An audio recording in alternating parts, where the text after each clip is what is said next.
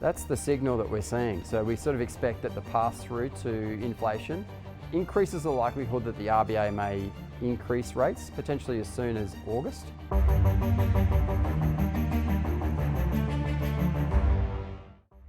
Cameron Gleeson, welcome to The Business. Alicia, thanks for having me. Donald Trump's announcement at the end of the week the US is going to impose a 12.5% tariff on Australian exports. Has that done anything to rattle investors? I don't think so. If we look at the way that Australia trades with the US, the predominant exports we have are precious metals, in particular gold bullion and beef exports. Indeed, if you look at the overall balance, that's not sort of well represented in equity markets. And our gold miners, while they obviously are sensitive to the price of gold is a global commodity and they don't necessarily trade directly with US counterparts. It may have an impact for the agricultural sector, but other countries also have export tariffs placed on their exports too. So Australia has been a beneficiary, in fact, of lower tariffs in 2025 relative to other beef exporters, which has helped our agriculture industry. But what we see for markets as a whole is that this is a bit of a non-event. What is an event though this week is the oil price breaking through that $100 a barrel mark again, especially when we're talking about Brent crude. I mean, it's good for energy producers, but not so much for interest rate sensitive stocks. Yeah, it's been a bit of a sleeper issue for the last month, and obviously we've seen this gradual escalation, but the potential for risk to the passage of the Red Sea has created that jump in the oil price. What we've seen is Santos, Woodside, crude energy. These stocks have done very well this week in terms of their share price performance. It has slightly impacted some of the commodity producers, gold producers, and commodity producers that rely heavily on fuel. But where we've seen the real weakness in markets has been on those growth names that are very rate sensitive, and the pass through to inflation therefore impacts those high growth stocks, whether we talk about WiseTech, Pro Medicus and alike. So these are the stocks that are really feeling the brunt of the blow in terms of the oil being higher. So is it fair to say inflation fears have returned? I think so. If we look at where the 10-year government bond yield is sitting around about 5%, that is a pressure point, which means that stock investors start to think about, well, am I better off being in another asset class such as bonds versus the returns I can generate out of the stock market? And it puts pressure on the markets as a whole. There's obviously particular parts of that market that are more sensitive. Quite interestingly though, I think our big four banks have been relatively resilient and potentially a bit of a safe haven in this particular period of heightened rate risk. I mean, when you look at those bond yields, do they signify that we are more likely to see interest rates go up here in Australia, but also in the US? That's the signal that we're seeing. So we sort of expect that the pass-through to inflation increases the likelihood that the RBA may increase rates, potentially as soon as August. And the more likely move in the US increasingly becomes a rate hike. With both bond yields increasing in both Australia and the US, that's the signal to take. And what's your view? Do you think the RBA will go in August? We do think that we're going to see CPI print next week. That'll be really important. That'll probably be the swing factor.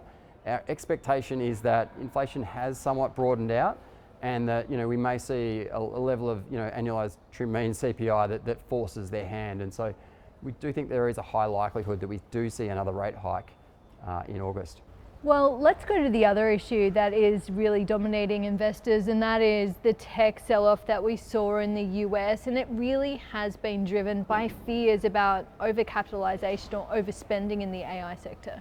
Yeah, it's interesting. We saw that Alphabet and Tesla announced their results this week. The critical one was Alphabet. Again, stellar result in terms of top line revenue. Great outcome in terms of their cloud growth and the increased use of models and tokens within that business. So that looks really nice. But if you see again, they've increased their expected CapEx spend on AI this year. And for the first time, this company is now going to be in a negative free cash flow position. Traditionally, we've thought of cloud hyperscalers as companies that produce great free cash flows. With the massive investment they're making, that's no longer the case. And investors are starting to question whether or not they are going to be able to extract a sizable return on investment on this particular CapEx spend. And that's what's weighing on these stocks. Now, Alphabet has performed really strongly. It's been the standout from the Mag 7 over the last year. So I give it a bit of a pass. You would expect maybe a bit of a pullback there. We'll have to wait to see what some of the other large names like Meta, Microsoft, Apple, Amazon that are coming out next week, what they do, what they announce in terms of their intentions. and how the market receives those particular announcements. So is it a bit of a wait and see then for the rest of those AI-focused companies to report before you can really draw a conclusion about where the sector's going? I think so. I mean, I think, as I sort of said, the strong performance that we've seen out of Alphabet was a bit of a standout, and they've drawn a little bit back to the pack. If we look at it on a valuation basis, Microsoft might be seen as actually relatively cheap, good value. So we'll wait to see the reactions next week to draw too many conclusions to the sector. Okay, so there's a lot going on. Against this backdrop, what's the outlook for the Australian share market? The two key things I think Australian investors are looking at are, our commodity sector or the materials sector. We've seen some really strong, announcements from, companies like Paladin, the uranium producer, South 32, production announcements where they've beaten their previous guidance, and that's really good. We're starting to see maybe a floor in gold prices, some support there, money returning to gold miners, and so with potentially also some strength in copper, we might see a really good sort of earnings outcome through August and September from the big miners and the materials sector as a whole. That's where you're really sort of expecting earnings growth to come from within Australia, and it really is anchored into commodity prices. The other area that I think is really interesting is our banks. They're obviously a large part of our market, and they are sensitive to house prices, which have shown a degree of weakness. But we do see from time to time that when things get uncertain, investors do often also see our banks as a safe haven. So it'd be really interesting to see how that plays out. Do people fear the risk of their exposure to the housing sector, or do they see them as a safe haven in times of trouble? Yeah, and we're going to find out pretty soon. Earnings season's only around the corner. I mean, what is on the calendar for investors next week? You mentioned the CPI print, which is going to be a big one. What else to look out for? Yeah, so as I said, the CPI print, and that's what I think, most Australians, if they're thinking about what might happen to the cash rate and to their mortgages, that'll be a focus. The big tech earnings, as I mentioned, 4 of those, Mag 7 names announcing, that will be absolutely critical for global markets, because we know the US equity market tends to drive global equity markets. Cameron Gleeson, thank you so much. Thanks, Alicia.